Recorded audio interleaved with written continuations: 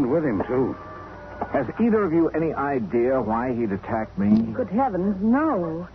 But I never did really trust that man. He was such a sneaky-looking, like a little rat. Yet he was the only one who stayed when I couldn't keep their wages up to date. Where would he ever get hold of chloroform? That's the part I don't understand. From their locker, dear. Back in the barn. Huh? You know, the stuff we got to put that old sick mare out of the way. Oh, yes, of course. I think why Shorty did this is pretty obvious, Johnny. Yeah? He was afraid you'd find out what and who killed off this herd. Bart, look. Here, Betty. The note on top of this bunk. Here, let me see it. What's it say, Johnny? I'm tired working for no pay. I will leave you know where to send my pay when you collect on that there insurance. Shorty. Shorty Skinner. The crazy fool. Wanted his money. He knew I had none, but I could collect plenty on the insurance if he poisoned my herd. Oh, was it poison, Trimble? What? You didn't seem to think so before, but now that you have somebody to depend it on... No. Now you seem pretty sure of it. It's $1. No, Johnny, it must have been Shorty. Maybe not. When the vet arrives, if he decides the herd was poisoned, okay, we'll take it from there. Act 3 of yours truly, Johnny Dollar, in a moment. 3 of yours truly, Johnny Dollar, and the Eastern-Western matter. The veterinarian arrived from Kissimmee. He, Bart Trimble, Earl Foreman, and I rode out on horseback to inspect the dead cattle. As I had anticipated, the vet made it plain that the bodies were too far decomposed for him to tell anything. Until, that is, he noticed a pale purplish line around the inside edge of a watering trough at a far corner of the fence. Whoever used it didn't realize it'd leave this telltale ring around the trough. Used what, Doctor? Now, let me scrape off a little, make sure. You think it's a poison, Doc?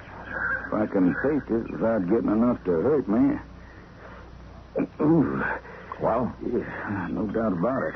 Phenotic acid. That's what killed the herd? And beyond a shadow of a doubt. That's not a very well-known poison, Doctor. I know. It's used almost entirely in laboratory experimentation. I remember it well from my college days. But out here? Who did this to me? Who did it? You don't know? Shorty. Who else? Mr. Dollar. Look, I'm going back to the ranch house to a telephone. I'll see you when you get back there.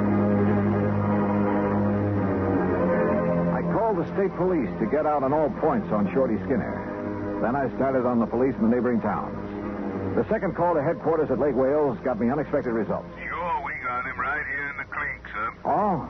What are you holding him on? Just vagrancy, no visible means of support. Found him sleeping on a bench in the park about 9:30 last night, so we hauled him in, let him put his X on the police blotter. His what? His X, you know. I certainly do. Thanks very much. The others hadn't got back from the pasture yet. Mrs. Trimble was in the kitchen making lunch. Quietly as possible, I sneaked into their bedroom. Carefully hidden in the desk, I found a lot of letters from the relatives in California. Letters urging that they give up the ranch, do something, anything, to get the money out of it and move to California. Those letters were addressed to only one of the Trimbles. They were addressed to... And then I saw it, neatly framed on the wall, a diploma. A diploma from the famous Lippenwall School of... Why, Mr. Dollar, what are you doing? Mrs. Trimble, I found out that Shorty Skinner has served time. Shorty? At least to the extent of working on a road gang. What for, I don't know. Then he is a criminal. Then there's no question about who poisoned the herd. Oh? You know about the vet's findings? That they were poisoned? Well, no. No, but I thought it was understood. A lot of things have been understood. Wrong things. Did Shorty give you a home address when he came to work here? Yes. Yes, he did.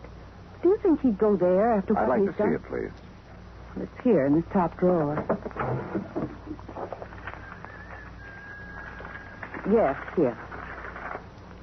That's not his writing. No, that's mine. You see, Shorty can't write.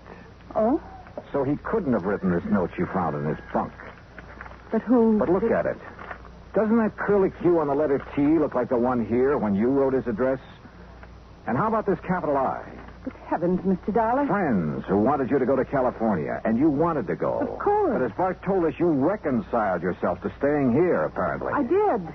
I did stay here, even though I wasn't happy. And the big freeze gave you a chance to kill off the herd, collect a lot of insurance money, and get away with it. You thought. Mr. Dollar, how dare The method? A little-known poison you'd learned about back in the Lippenwall School of Nursing. No. But you hadn't expected me here to investigate, so you had to get rid of me. How?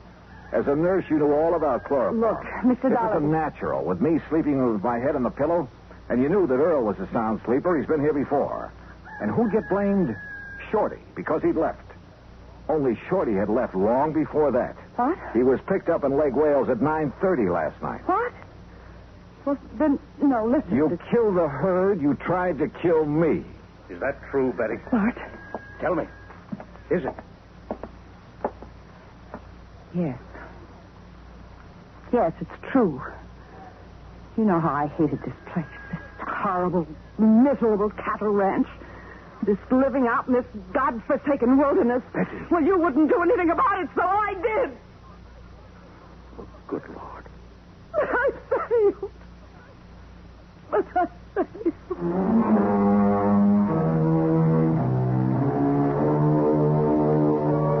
Item 3, $50 to a lawyer at the county seat who took my deposition. It'll be used in the trial of Betty Trimble. As for Bart Trimble, well, I'm sorry, Nora. Expense account total, including transportation back to Hartford, $207 even. Yours truly, Johnny Dollar.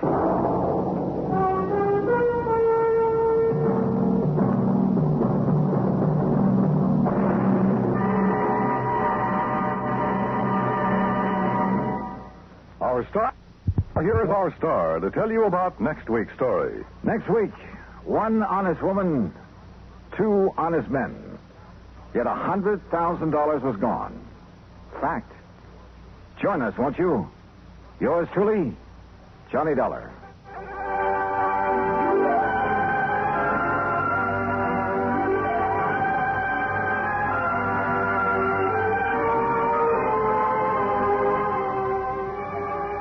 This is the United States Armed Forces Radio and Television Service.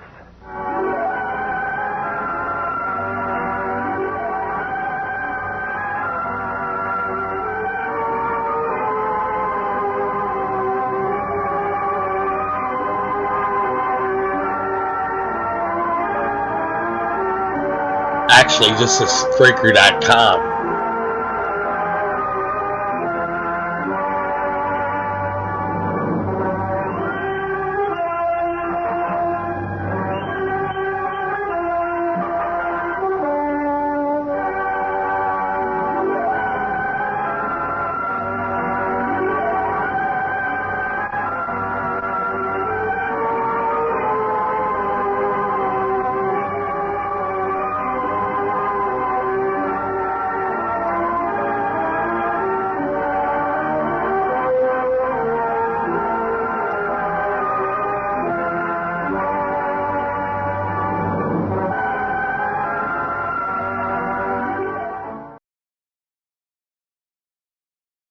Okay, kind of late there.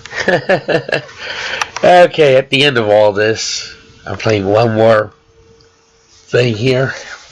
One more show. And then I'll do the 2 Eurovision songs for tonight at the end of this. And then wrap it up and go to bed.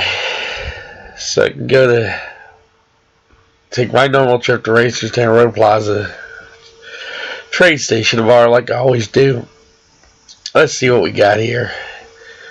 Well, it isn't wasn't during the month probably, that Alaska and Hawaii became a state. But the show is from that year, the Shankar Diamond matter. And this show dates from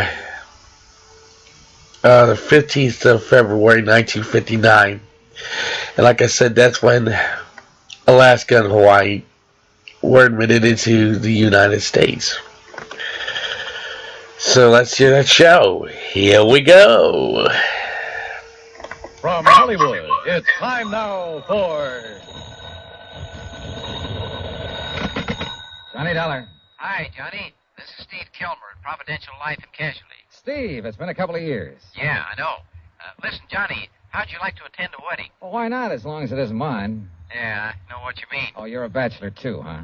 Well, I would be if it weren't for a wife, 4 kids, and a couple of grandchildren. Whoops. Johnny, do you by any chance remember Martha Mayfield Merriman?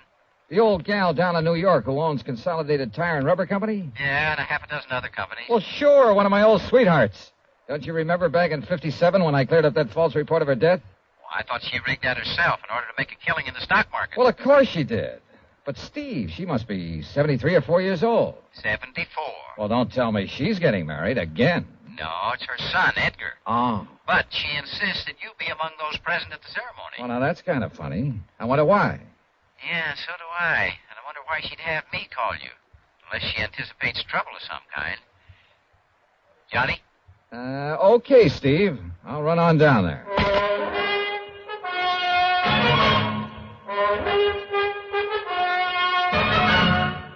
Bob Bailey in the exciting adventures of the man with the action-packed expense account. America's fabulous freelance insurance investigator. Yours truly, Johnny Dollar. And now, Act One of yours truly, Johnny Dollar.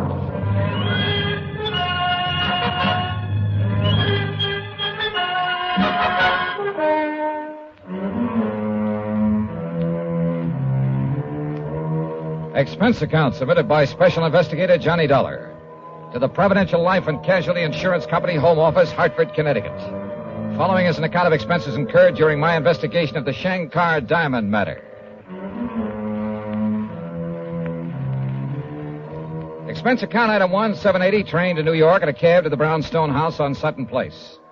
Martha Mayfield Merriman, who looks more like somebody's cute little grandmother than a clever stock market operator, but who thinks and sounds like, well, judge for yourself. Can you dig that, Johnny? That sprout of mine is finally taking the leap. The sucker. Well, after all, Martha. Say, how about you, Johnny? How about what about me? You know, marriage.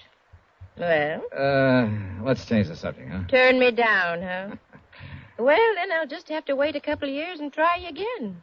Or has that Betty Lewis been making time with you behind my back? Oh, do you know Betty? No, but I heard the broadcast of that case where she kept you from getting knocked off by that gangster, that Curly Waters. Yeah, Martha, she saved my life. And then didn't have sense enough to get her hooks in you. Johnny, the dames nowadays are really slipping. Just don't you forget, though, that I've got a lead on all of them, because I've already proposed to you. Martha, you are a doll. Sure I am. And if I was a couple of years younger, Johnny, I'd run you ragged. What do you mean if you were a couple of years younger? Have you forgotten our night on the town after I handled that other case for you? Say, we really had a ball, didn't we? Oh, boy, it took me nearly a week to recover. Well, then we'll just have to do it again after this wedding's over with. Speaking of which, how would you like a little snort? Larkin! Well, don't you think maybe we better... Oh, of course you would. Larkin! Larkin! You called, madam? Fine thing, snooping around outside the door, eh? Trying to find out what Johnny Dollar's doing here. Oh, certainly not, madam. Of course you were. Now bring us a couple of drinks.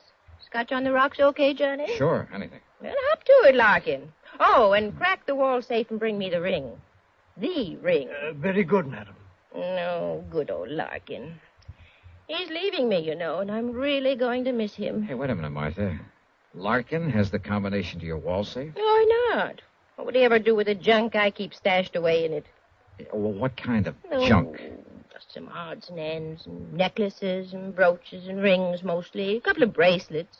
And what's the ring? A Shankar diamond. What?